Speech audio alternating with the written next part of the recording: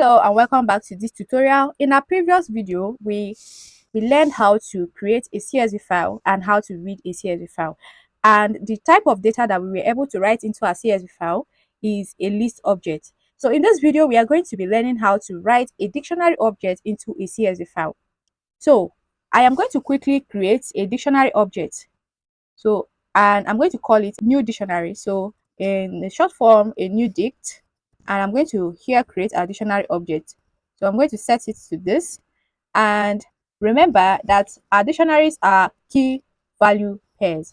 Okay, so I am going to write in all the keys and the values. So I'm going to say name, so I'm going to use the same data, and I'm going to set it to Fina. I'll go with the age, and then I'll set it to 20. And then the next thing, I'll go with the gender, and I will set it to female. Now, this is a dictionary, and if you want to use a dictionary object to create a CSV file, we are going to write in a list of dictionaries into that object. So I'm going to duplicate this dictionary, and I'm going to enter the next file for the next person. So just stick with me, and the name of this person is going to change to our second data. So we have Peter here, and we have the age of 25, and we have the gender of male. Okay, so now I'm going to enclose these two dictionaries in a square bracket, and now we have a list of dictionaries. Okay, so we are going to separate these two items with a comma. So we have two dictionaries wrapped in one list. So now, how are we going to write this into another file? So I'm going to initialize another file, and I'm going to write this with open, and I'm going to pass in the file name. So I'm going to call it dictcsv.csv.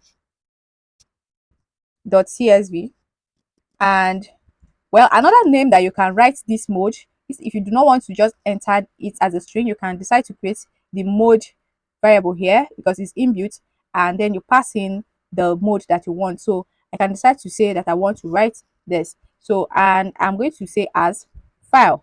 So I will close my parentheses. So I'm going to create the right variable, and this time around I'm going to set it to csv.DictWriter. So it's going to be equals csv.DictWriter. And what are we passing in? We are passing in the file. So the file variable that we created. So let me be sure. Yes, we called it file. So I'm going to call in this file. And there is another parameter that we are going to pass in here, and we are going to create it later. So I'm going to pass in field name. All right. Okay, so right now we can decide to pass in this field name directly here as a list, or we can decide to create it here, right, as a variable. Okay, so we can decide to just create a list, lst, and call it whatever we want to be our field name. So the field name is going to be the header.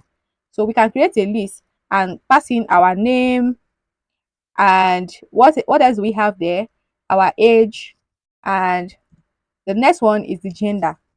So we can decide to create this list here directly. We can decide to pass in this name, age, and gender here, or we can decide to set this field name to this list that we created.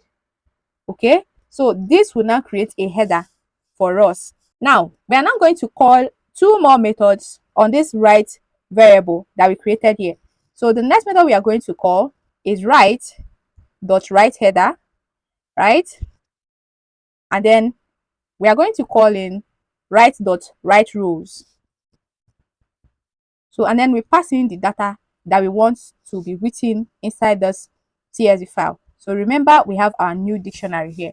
So we should be able to create another dictionary. And how are we going to do that? By running our code, of course. So we are going to run this code. Okay, so we are getting this from our former variable. So it's because this is in the read mode. So we are not working with this presently. So I'm just going to comment it out.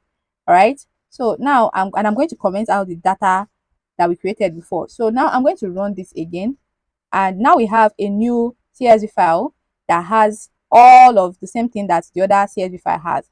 So now I can decide also to add the new line argument here and set it to nothing, so that we won't have that new line.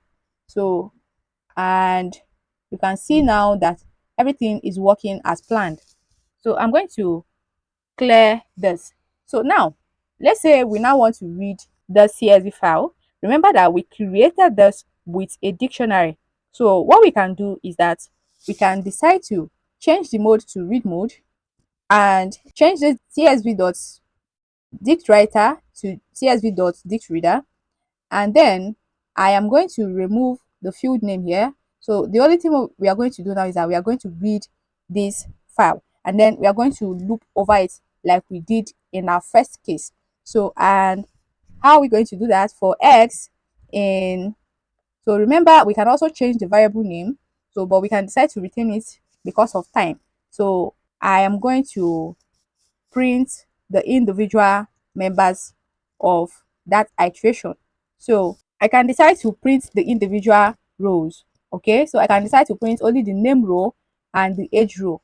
Okay, so I'm going to say I can pass in the name here, and I can also decide to pass in the age. So we have X accessing that dictionary as the age. Okay, so and if we run this, we should be able to get only the name and the age. As you can see, we have skipped the gender. So you can as well just read this directly, but if for instance you want to access just or a certain row or a certain column, this is how you can go about it. I hope with this video you have learned how to work with dictionary or a list of dictionaries and write it into a CSV file. So thank you so much for watching this video, and see you in the next one.